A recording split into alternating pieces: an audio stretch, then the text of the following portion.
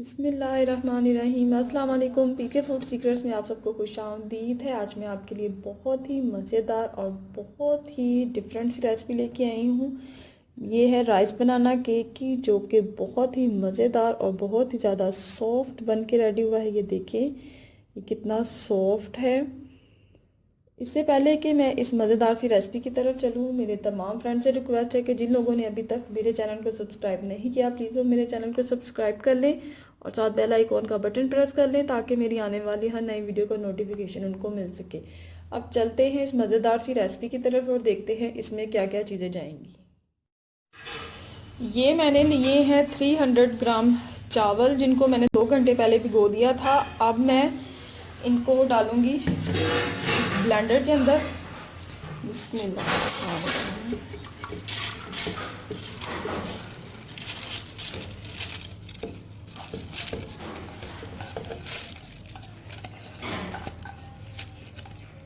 ये मैंने सारे चावल ऐड कर दिए हैं। अब मैं इसमें डालूँगी 2 अंडे। बिस्मिल्लाहिर्रहमानिर्रहीम। ये 1 अंडा डाल दिया है मैंने। अब मैं इसमें दूसरा अंडा शामिल करूँगी।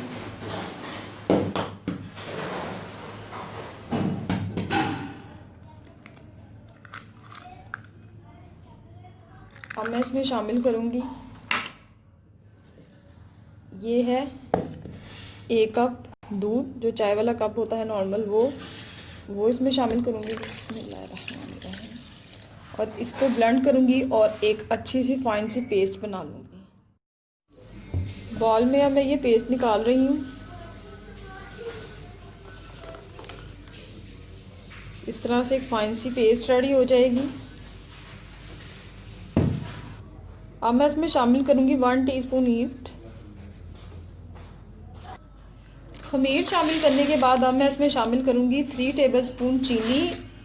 आप 3 से 4 चम्मच इसमें चीनी ऐड कर सकते हैं, या अकॉर्डिंग आपके जायके के हिसाब से आप इसमें चीनी ऐड कर सकते हैं। अब मैं इसको मिक्स करूँगी।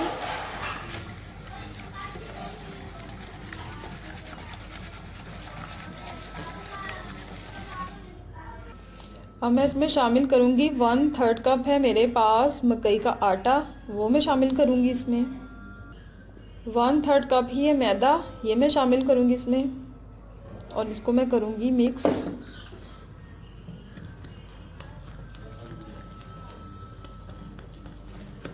अच्छी तरह से कि इसके जो गुठलियाँ हैं, जो लम्स हैं, वो ख़त्म हो जाएं।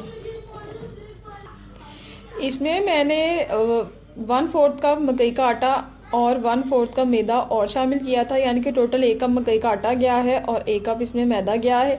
और इसको मैंने अच्छी तरह से मिक्स कर लिया है। इस तरह से ये गाढ़ी सी पेस्ट होनी चाहिए। और अब मैं इसको कवर करके रख दूँगी आधे पौने घंटे के लिए, ताकि ये थोड़ा सा फूल जाए और इसमें खमीर उठना शुरू हो जाए। इसको 45 मिनट्स हो चुके हैं। अब इसमें मैं शामिल करूँगी ये 2 केले हैं, जिनको मैंने इस तरह से कट कर लिया है। अब मैं इसमें ये शामिल करूँगी और इसको मैं करूँगी मिक्स।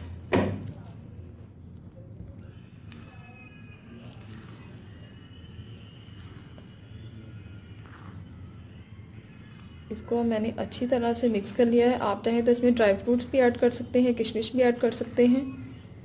अब ये अच्छी तरह से मिक्स हो गया है। अब मैं इसकी स्टार्ट करती हूँ कुकिंग। मैंने एक पैन लिया है, उसको मैंने ऑयल के साथ सारा ग्रीस कर लिया है। अब मैं ये बैटर इसमें ऐड करूँगी। बिस्मिल्लाहिर्रहमानिर्रहीम।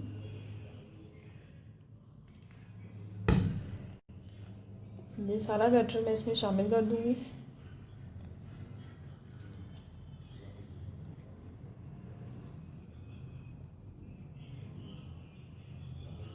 और इसको मैं बराबर कर लूँगी और इसको अब मैं रखूँगी तवा मैंने गरम करने के लिए रख दिया है। अब मैं इसके ऊपर रखूँगी इसे। ये देखिए इस तरह से तवा मैंने गरम करने के लिए रख दिया था। अब उसके ऊपर मैं ये रखूँगी। आंच बिल्कुल लो है और इसको मैं कवर कर दूँगी 15 से 20 मिनट के लिए, ताकि ये फूल जाए और ये पक जाए अच्छी तरह से। 20 मिनट के बाद ये इस तरह से काफ़ी हद तक कुक हो चुका है। अब मैं इसकी साइड चेंज करूँगी। ये देखें, इस तरह से मैंने इसको प्लेट में निकाल लिया है। पैन खाली हो गया है। अब मैं इसको पैन में फिर से डालूंगी। और अब मैं इसको इस साइड से कुक कर लूँगी। अब मैंने इसको कवर कर दिया है और अब मैं इसको 10 मिनट के लिए मैं दूसरी साइड से कुक कर लूँगी। उसके बाद ये बिल्कुल रेडी है। 10 मिनट के बाद मैंने इसको निकाल लिया था और अब ये आपके सामने है। इतना मज़ेदार ये बन के रेडी हुआ है। आप इस रेसिपी को ज़रूर ट्राई कीजिएगा और मुझे कमेंट्स में ज़रूर बताइएगा कि आपको ये रेसिपी कैसी लगी। अपनी दुआओं में याद रखिएगा। अल्लाह हाफिज़।